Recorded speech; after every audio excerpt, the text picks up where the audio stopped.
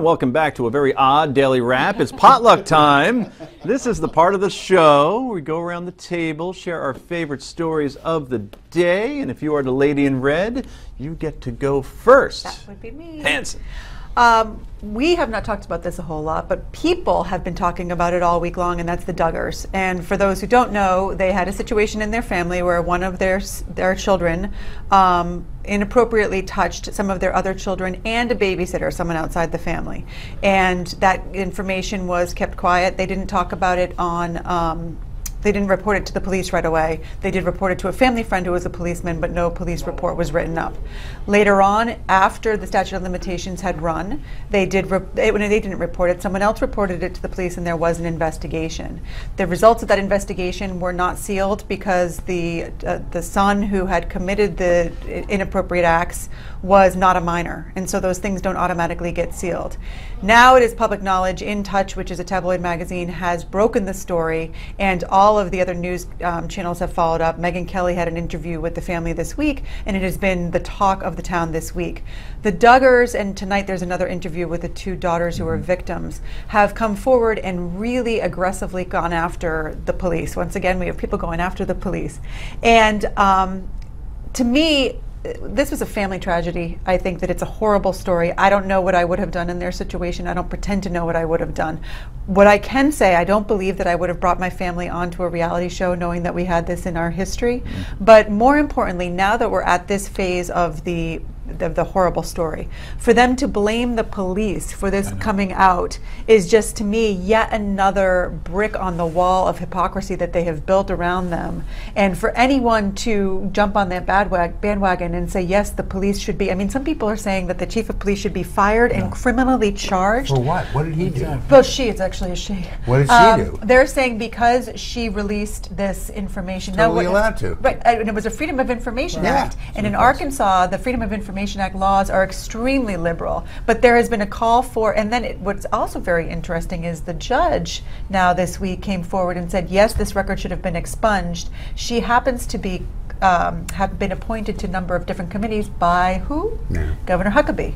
So it's a very interesting and, forgive the term, but incestuous situation we have going on here. And the fact that, the thing that frustrates me most on the whole story and all of the press that it's getting is the fact that once again the police are being maligned for something that they have not done wrong. No, and for anyone to be calling for them to somehow be punished, to me, is taking this story in a different direction and not learning what should be learned from it. I'm thinking that you could have used another word than incestuous in that situation. It's what came out. I couldn't. I'm not sure we're going to forgive you on that. That's right, exactly. But you hit all the right points of this story. Exactly right. The show obviously has to go off the air. It's gone. You'd think so. It makes a lot of money.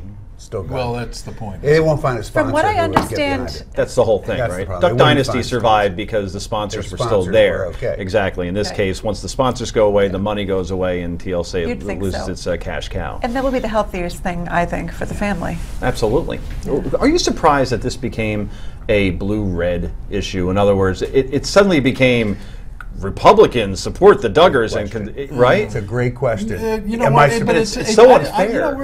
I think that the media makes it a red-blue. I have plenty of Republicans who are just sick and saddened, outraged. I would say almost everybody. I don't think it's a blue-red. It's not in real life a blue-red issue, but everything today seems to become a blue-red issue. It's true. And I got to raise. Somebody today raised a question to me that I hadn't thought of, and I thought that's a great question. He said, "If it were your kid, would you have gone to the police?" Yes, you're supposed to. Would you have? I said, no, I probably wouldn't have. And that's why it's also not a black and white issue. Right. I think that this is a family problem that should have been dealt with within the family, and the fact that it got out, it did. What makes it special is one simple thing. These are people, the boy himself went to work as the executive director of the most judgmental group on the planet. The family is judgmental beyond belief on their TV show and their affiliations.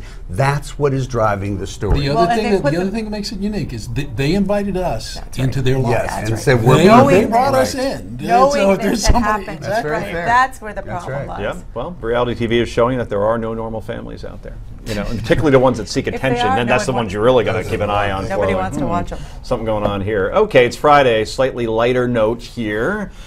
So, do you want to fly the sober skies? Well, Scandinavian Airlines says, come aboard. Apparently, what they're going to do is limit the amount of drinks you could have on their flight to 3, and then they cut you off. It's over. So music videos now like this #1 song from 2014 country will no longer be able to be made because of these kinds of rules. Let's roll it. Now I've got empty mini bottles filling both our trays. I'm getting drunk on a plane. Buying drinks for everybody but the pilot. It's a party. Got the 737 rocket. The cheap suit. Anyway, yeah, so that's Drunk on a Plane, tremendous song. And now, you know, because of these rules, this happens in Scandinavia, it's going to come to United before you know it. Limit, I think. Yeah, I agree. But 3 is, for one person, is much different for another. I don't know how you come up with that number. Anyway, yay or nay is next.